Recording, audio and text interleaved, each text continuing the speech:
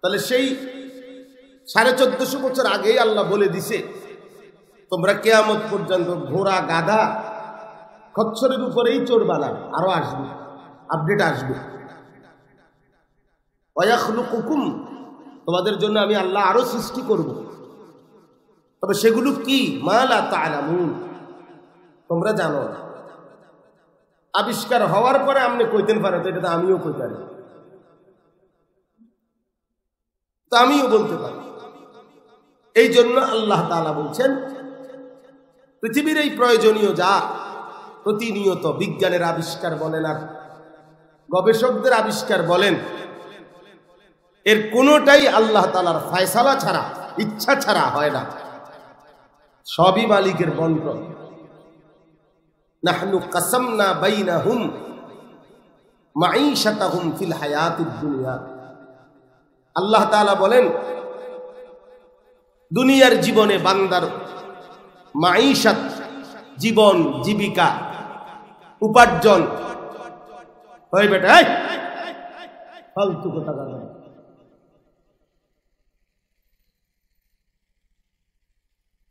উপার্জন আল্লাহ তাআলা বলেন এই সবটা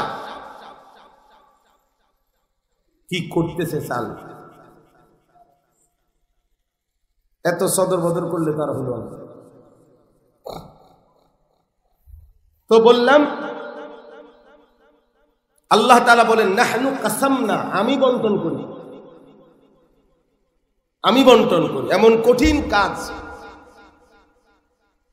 মেল ফ্যাক্টরি, রডের ফ্যাক্টরি, লোহার ফ্যাক্টরি, ধাউ ধাউ করে আগুন জ্বলে। লোকটা এই কাজটাকে পছন্দ করে নিছে, এখানে সে কর্ম করে। আমি একবার চুনের ফ্যাক্টরি দেখছি সুনামগঞ্জ, চুন বানায় পাথর পোড়াইয়া, মনে হয় যেন জাহান্নামের আগুন। তো ওইখানে ওই লোক স্বাভাবিকভাবে কর্মচারীরা কাজ করতেছে, অথচ আমি আধা কিলো দূরের থেকে দেখেও আমার কাছে কাঁপ ছুটে গেছে। তো আল্লাহ তাআলা বলেন আমি আল্লাহই আমার বান্দা দুনিয়ার জীবনে কে কোনভাবে উপার্জন করবে, জীবন জীবিকা চলবে, আমি বন্টন করে থাকি। আল্লাহই বন্টন করে। তার দিলে আল্লাহ এটা বুঝাই দিছে, আরেকজনের দিলে আল্লাহ আরেকটা বুঝাই দিছে। নয়তো এই পৃথিবীর এই কর্ম কেউ বন্টন করে দিতে পারবে না। মনে করেন একটা ইউনিয়নের মধ্যে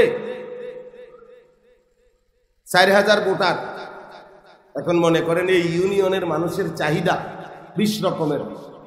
কথার কথায় জুতা সিলানোর লোক দরকার, অটো চালানোর লোক দরকার, তারপরে ক্ষেত সবজি করার লোক দরকার, আবার অফিস আদালত করার লোকও দরকার। এখন যদি চেয়ারম্যানে বন্টন করে দেয় যে কে রিক্সা চালাবে, কে প্রাইভেট কার চালাবে, কে জুতা সিলাবে, তাহলে এগুলো চেয়ারম্যান পারবে? বলে পারবে।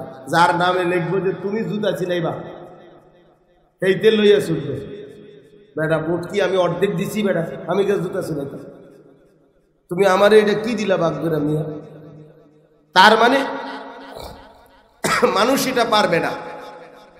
আল্লাহ তাআলা বলেন এটা আমি করে থাকি। তাইলে প্রিয় ভাই আমার বলার উদ্দেশ্য হলো দুনিয়াবি এই আয় উপার্জন, দুনিয়াবি এই বৈষয়িক পড়ালেখা বাদ দিতে বলি না, কিন্তু মূল বিষয় হলো মুসলমান পরিচয় দেওয়ার পর, মুসলিম নিজেকে জানার পর আল্লাহর কোরআন পড়তে জানে না, কমপক্ষে দেখে দেখেও সহি শুদ্ধ কোরআন পড়তে পারে না, তার চাইতে বড় ব্যর্থ মানুষ, ফালতু মানুষ আর কেউ হইতে পারে। এটা পুরাটাই ফালতু লোক, যে শুধু বুঝছে জীবন মানে ভাত, জীবন মানে উপভোগ, জীবন মানে যৌন চাহিদা পূরণ, জীবন মানে উপার্জন, জীবন মানে দুনিয়া সাজানো। অথচ আল্লাহ তাআলা বলছে না বান্দা, এই দুনিয়ার হায়াত দিয়েছি আখিরাত সাজাবার জন্য, আখিরাত সাজাবার জন্য। ইন্না খালাকনাল ইনসানা মিন নুতফাতিন আমশাজ নাবতালিহি। আল্লাহ তাআলা বলেন আমি মানুষকে স্বামী স্ত্রীর মিশ্র বীর্য থেকে তৈরি করেছি। কেন? নাবতালিহি, পরীক্ষা করার জন্য, পরীক্ষা করার জন্য। আখিরাতের অনন্তকালের জান্নাত কে নিবে আর জাহান্নাম কে নিবে, এই পরীক্ষা দেওয়ার জন্য দুনিয়ায় দিয়েছে। আল্লাযী খালাকাল মাউতা ওয়াল হায়াতা লিয়াবলুয়াকুম আইয়ুকুম আহসানু আমালা। আল্লাহ বলেন, আল্লাহই সৃষ্টি করেছেন মৃত্যু, আল্লাহই সৃষ্টি করেছেন জীবন। কেন? লিয়াবলুয়াকুম, তোমাদেরকে পরীক্ষা করার জন্য। আইয়ুকুম আহসানু আমালা, আখিরাতের বিবেচনায় কার আমল কতটা সুন্দর, পরিমাণ না, সুন্দর সুন্দর। এজন্য কোরআন শরীফ আল্লাহ তাআলা বারবার বলছে, বান্দা আমি তোমার আমলের সৌন্দর্য দেখতে চাই, কোয়ালিটি কোয়ান্টিটি না, পরিমাণ না।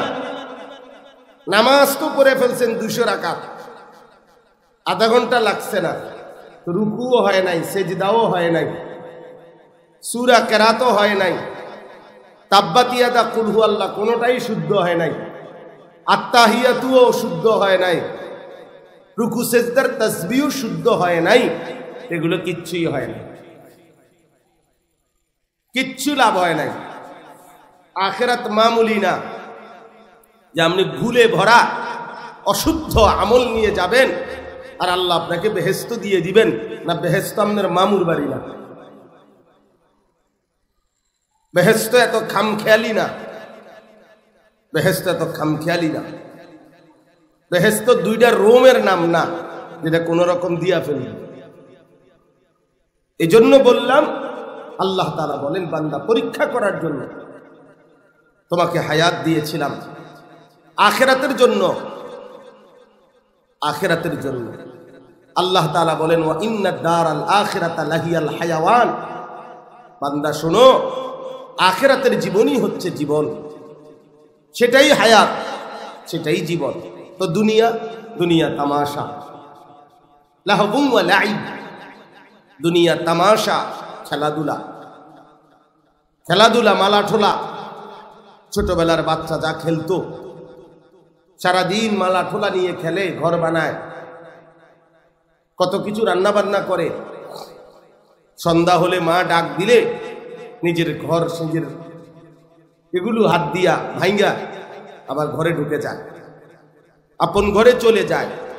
মহান আল্লাহ পাক রব্বুল আলামিন বলেন, 60 বছরের এই সব ব্যস্ততা রেখে মালাকুল মউত যেদিন আসবে, আমি তোমাকে ডাক দেব, তো সব রেখে তুমি আপন ঘর কবরে চলে যাইতে হবে, আপন ঠিকানায় চলে যাইতে হবে। কাজে এগুলো তামাশা, এগুলো খেলাধুলা, খেলনা। এই জন্য প্রিয় ভাই, আমিও অনুরোধ করলাম, সূরা হাশরের ওই শেষ 3 আয়াতের কথা বলতে গিয়ে কথাটা বললাম, এবং ওনার এই কথাটাকে আমিও সমর্থন দিলাম।